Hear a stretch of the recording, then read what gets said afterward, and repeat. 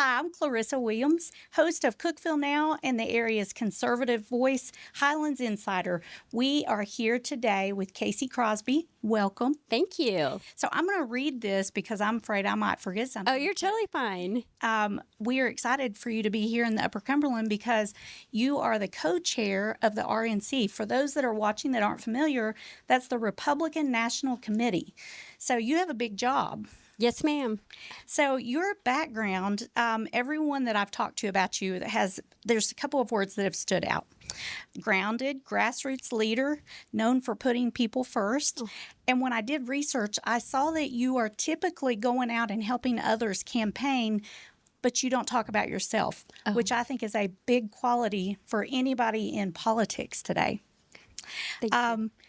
They also said you were humble, service-minded, and focused on building strong local foundations for national change. Yes, ma'am. That's pretty nice. It's amazing when you hear people say nice things about you because it's certainly not expected, but that's very kind. Well, now I need to figure out who you've been talking to. well, we got a couple of quotes from some folks and just kind of watched some videos and did some research. We always like to research who we're going to be speaking to so that we can bring our audience well-informed interviews. Yeah. Thank you. So thank you for being here in the Upper Cumberland. We have 6 counties plus here today, so we've got over 200 people. And we're excited because we keep winning with President Trump. And I know you have a lot to do with that. So I just want to jump right in with one of the topics that a lot of people have been talking about, which is the big, beautiful bill. We've heard that phrase quite a bit. And I know there's a vision for 2025 from some areas at the heart of the moment. Can you help us understand what it means for everyday Americans and why it matters? Well, I mean, I think the biggest thing that the one big, beautiful bill does, I mean, we stopped the largest tax increase in history. And that is probably the biggest thing that will impact American families. Also, securing the border. I mean, that was a big campaign promise that President Trump made. And it is truly amazing to me to see, like, for the past 3 months, it's not a little bit of border crossings. The numbers have come in 0 illegals crossing the border. So, you know, it makes permanent border patrol. And then in our communities, too, the support for our public safety officers. I mean, you can go on and on about what this big, beautiful bill does, but those are just some highlights that really impact people in their local communities. And, you know, President Trump put a deadline on it. A lot of people didn't think that he'd be able to get it passed by July 4th, and he did. And, you know, simply put, what we see with President Trump is what we get, and it's promises made, promises kept. He is definitely someone that a lot of people, I think in the first term, for those of us that voted for him 3 times, I think that people that didn't vote for him undervalued and undermined and tried to continue to deflate his campaign. But he has won on several different fronts, and the Big Beautiful Bill is one of those. We are big proponents of our ICE agents and our local law enforcement, so we were really happy to see that. I want to talk a little bit about grassroots power, too. You've always stayed grounded in grassroots. Why do you think local engagement is so critical right now? Oh, it's critical to us. It's so important. I started out in the grassroots. I mean, my love for politics started knocking on doors when I was in college. And, you know, everything happens local. I mean, while we have these national issues and everything, but everything is really local, whether it's the impact of the one big beautiful bill or it's what the city council is doing. Everybody can make a difference locally, but everybody has to be involved in the process because, I mean, politics touches everyone, whether you like it or not. It touches everyone. And, you know, I guess I found too, just being a Christian and a person of faith and a wife and a mom, and I would have people like start complaining to me about things, and I'd be like, well, did you vote? Have you done this? Have you gone to a school board meeting? And I'll go through like a list of things, and a lot of people don't participate in the process. And, you know, and I think truly you shouldn't complain unless you're participating on even a minimal level of understanding the issues. But, my goal is to always get people involved and to understand, because then I think you can make educated choices on how politics impacts your life. And I think you're going to hear some of that tonight about my path and sort of how I ended up where I am. I am going to talk a little bit about myself because I think it tells the grassroots story tonight, even though I hate doing it. But I think it's important for people to hear because it goes back to where I was just a grassroots girl and President Trump recognized hard work and somebody was just doing their job and tagged me to be the co-chair following his daughter-in-law of the Republican National Committee. It's just phenomenal. An amazing story. But, I really try to encourage people just to get involved at all levels. And frankly, we have some important races. We need to make sure President Trump is a 4-year president.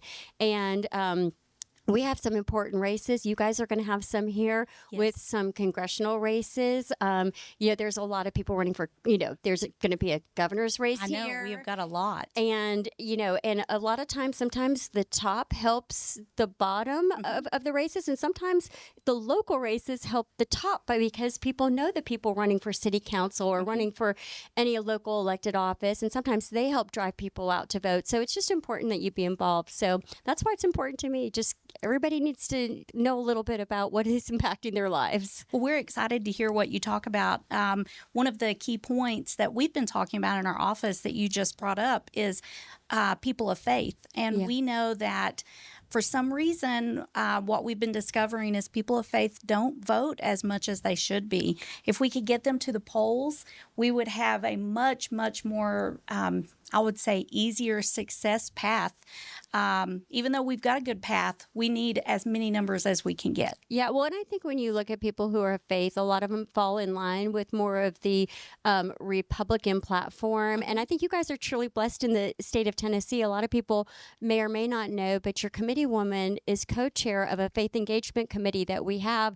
And I just feel truly blessed that I get to be a member of a party that encourages people of all faiths to participate, and that we have prayer calls with our members every week. A lot of us deal with a lot of pressure and stress in our lives. We're like, for me, I'm on the road nonstop, and I still have a family. My kids are grown, but, I still have family concerns and other things going on in my life. And our group gets together, and every week we hold prayer calls to lift each other up. And then monthly, we do a prayer call with usually somebody. Sometimes it can be an elected official who's very strong in their faith, or we've had pastors, and we invite Republicans from all over the country to participate. And so, I feel truly blessed that the Republican Party actually supports and tries to engage people of faith, because we know when they hear the message and how we feel about it, they come our way. So, well, I think it stands, especially if you look for Tennessee specifically, our guiding principles follow all of those paths of faith. And I think that it's just common sense. Yeah. So let's go over we talked a little bit about faith and how important that is and Tennessee's role. What would you say your message to the people of the Upper Cumberland, knowing that we have a variety of races coming up? You mentioned governor. We will have some Senate races coming up, congressional, and then, of course, all of our local elections as well. Yeah, well, you in Kentucky, we're in the same boat. We have an open U.S. Senate race right now that has caused sort of a trickle down in a congressional district, and then that's caused a trickle down in some of our state house races because everybody's jumping into a primary. And I guess my biggest message would be for like states like Tennessee and my home state of Kentucky is that President Trump really does not want to have to worry about states like ours. We are reliable states, and so everybody just needs to get involved and do their job, because there are places where we are going to have to really defend and be proactive, and hopefully this area understands what their job is, and we all need to be involved and make sure that we're sending President Trump great people who are going to be solid votes for him and making sure that his agenda makes it through his full term. Well, I think it's important. We're on that 2-year track to get everything in that we can. Yeah. Is there anything new that's going on that you want to touch on and talk a little bit about? Yeah, it's funny because we're getting ready to launch just this week an initiative with the Republican National Committee and the National Federation of Republican Women. One of my big passions is the fact that I did get started as a young lady in politics and took an interest, but also what I know is being a female and involved in the process, women are doers. We We like to do things. We like to have jobs. We like to feel involved. And when you engage women and give them something to do, they tend to stay involved. And, and I tell people at the national level all the time that, it's great during election time to have these women's initiatives, but we really need to keep them all throughout the cycle and plug them into ways that they can be helping us at all levels of of elections, whether it's election integrity, working the polls, or going out and knocking doors. But we have to keep the women engaged and involved. So the National Federation of Republican Women and the RNC are building a coalition. It's called WIN, Women Increasing in Numbers. And we are launching in New Jersey and Virginia for their governor's races in 2025. And then looking forward to 2026 in all these different areas that are going to need support. How can we engage our women? So that's a brand new initiative. I'm pretty passionate about it because, I say when women don't feel involved or engaged in something, they can go be involved as a team mom for baseball. You heard me talking about that earlier. They can go to their Bible studies and be involved, their churches, their reading groups, their book clubs, it's on and on the opportunities that they have to engage and get involved with other organizations, but yet politics impacts everything they do. So why not capture them and give them ways to be involved? So I'm really excited and proud of this initiative. It's taken a lot of work, but it's modeled after the Trump Force 47. So we'll be getting information. They'll be contacted immediately after they sign up, and we'll be plugging them in as quick as possible to help us win elections. We'll make sure we get some of the press releases for that. We have 3 newspapers in Virginia as well, and we would like to carry that in our Virginia newspapers. We have so many things going on, and there's so many wins. There are people who try to come up with reasons to create opposition, but I think that we're at a time in our country where people really want this to be the way the country moves forward. And I think you're right. Anytime you can involve women, you're always going to have a winning strategy. Well, and President Trump has been very clear when he came when the RNC and his campaign merged. I was treasurer at the time. That was the office I held prior to being named co-chair, and so I was part of the officer team. And when he came in, it was the transformation at the RNC. It became all about winning, and there was no daylight between us and the campaign, and we have now continued that with our work with the White House. There is no daylight between the RNC and the campaign, and our goals are pretty simple. Make President Trump a 4-year president, and also we are growing our party. We saw him in every major demographic that he increased numbers there, like women. And so we need to build upon that. And I tease people all the time because I say we're like Baskin Robbins. Who would have thought we'd be the party of 31 flavors? But, we understand now that it takes a lot of different people to make things work. And so President Trump has been amazing at growing the party. And then, of course, protecting the vote with election integrity. And if we do those things and do it right, we're going to have a good 2026. Well, thank you so much for joining us today. Yeah, thank you. And we're looking forward to hearing your speech. And we are excited for all of the things forward, not just the big, beautiful bill, but as you said, a big, beautiful, balanced group of people who want to see positive things happen. Thank you so much. I'm thrilled to be here. Thank you. Thank you. Thank you for joining us today. And if you would like more information, check out highlandsinsider.com. And we appreciate you coming to us today. Remember to be a light, be bold, and be bright. Thank you for joining us. See you the next time. Introducing Highlands Insider, a locally owned conservative newspaper, both in print and online, serving the Highlands and Upper Cumberland region, including Putnam, White, Overton, and Jackson County, with more to come.